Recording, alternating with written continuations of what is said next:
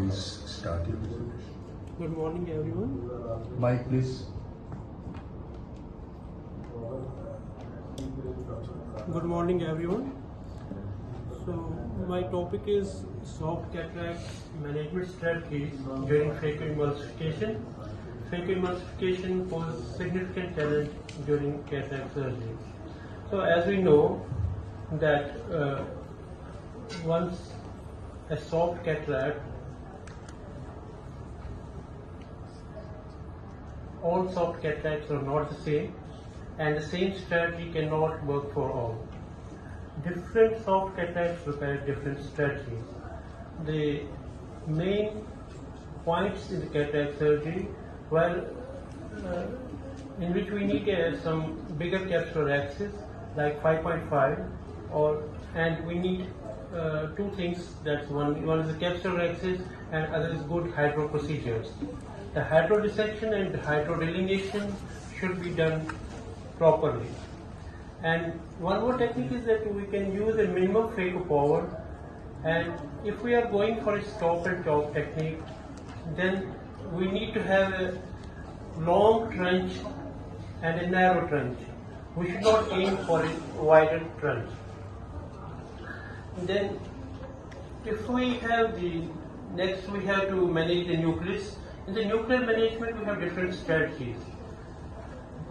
You can employ a direct chop with some strategy, where you can use a minimum phaco power, and you can also hydroprolapse the lens, and you can do as I explained, aspiration of the lens.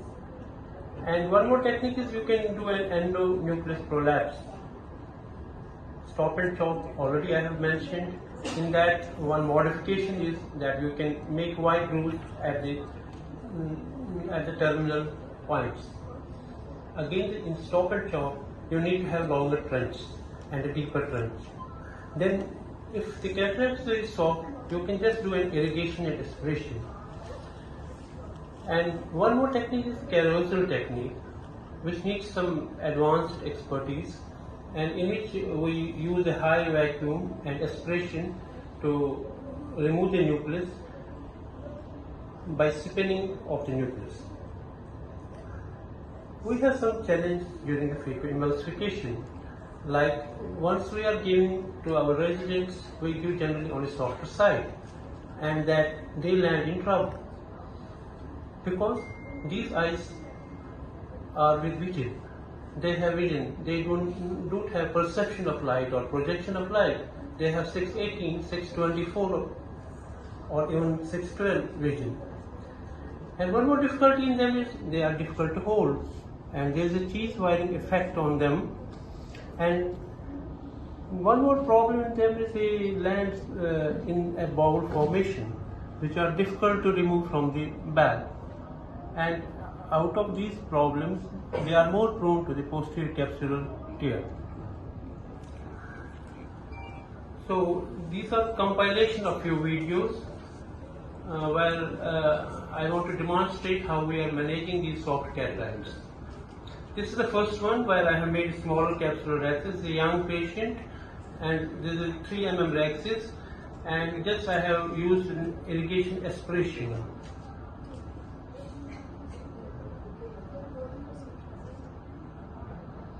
And irrigation aspiration was sufficient to remove this cataract, though it was intumescent.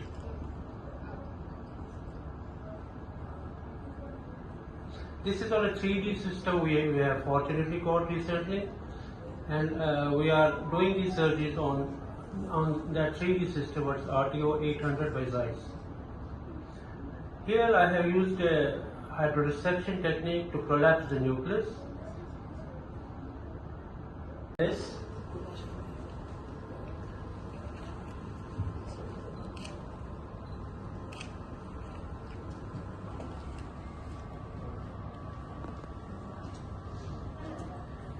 And by direct chop into 2 pieces, and the 2 pieces were aspirated in. You need not to sub-chop in a soft cataract.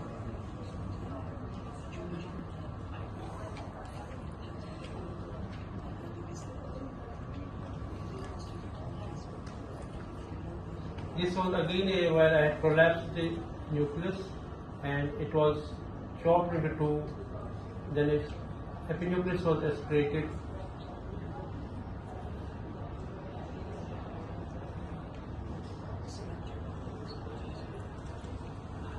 This is the conjectural chemos happening in the limbal incision.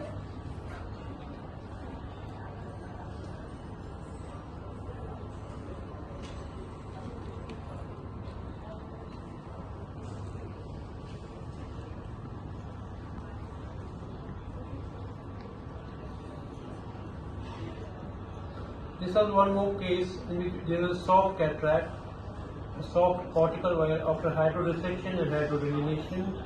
I tried to aspirate this, then it came to my mind to use a Shinseki from the side port to prolapse the endonucleus. I used a Shinseki from the side port and prolapsed the endonucleus out of the bag.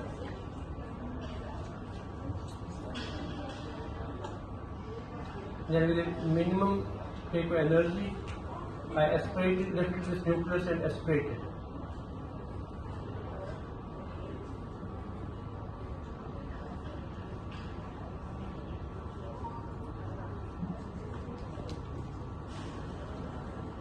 This is another soft nucleus. After doing hydrodissection and hydrodelineation, I just lifted the endonucleus out of the bag. And then the epinucleus was aspirated by separating it with viscoelastic.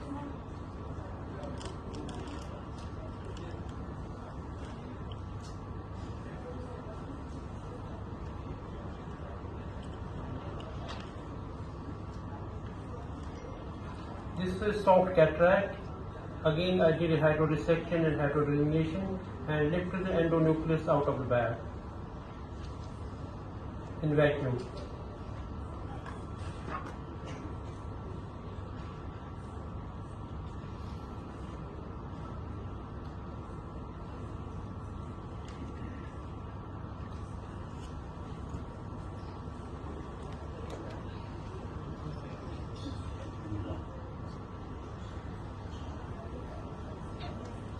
This is a soft cortical cataract. After doing a hydrodissection, I have used a minimum phaco power of 10 and I have done a direct chop in this under high vacuum, 436 aspiration flow rate.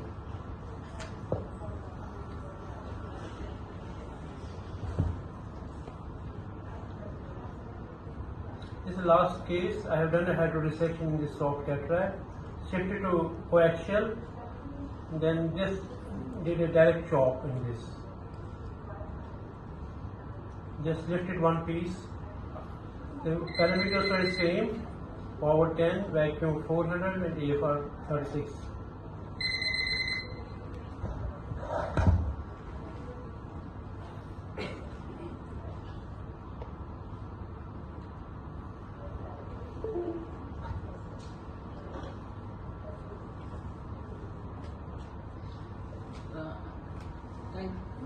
My take-home message is aim for a slightly larger axis, especially for the beginners.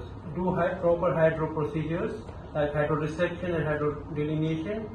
Assess the density of a nucleus. If very soft, do a hydrodelineation and aspirate or emulsify the endonucleus. If it is grade 2, then do a hydroprolapse or a direct chop. Use minimum phaco power in phaco 1 and 2. Never hold pieces near periphery. Never hold it in central or paracentral area because cataract axis acts as a resistance. So you have to hold the piece near the periphery, just inside the periphery, not the extreme periphery, just inside, and there the resistance is less and the piece will come out. Be careful about your foot position. In foot paddle position 2, you have to manage most of the cataract. Don't try to use more of power. In hydroprolapse technique, always use viscoelastic in front of the nucleus before proceeding for phacoemulsification in order to give an endothelial protection. So in 2 halves are enough for and you don't need any subtopic.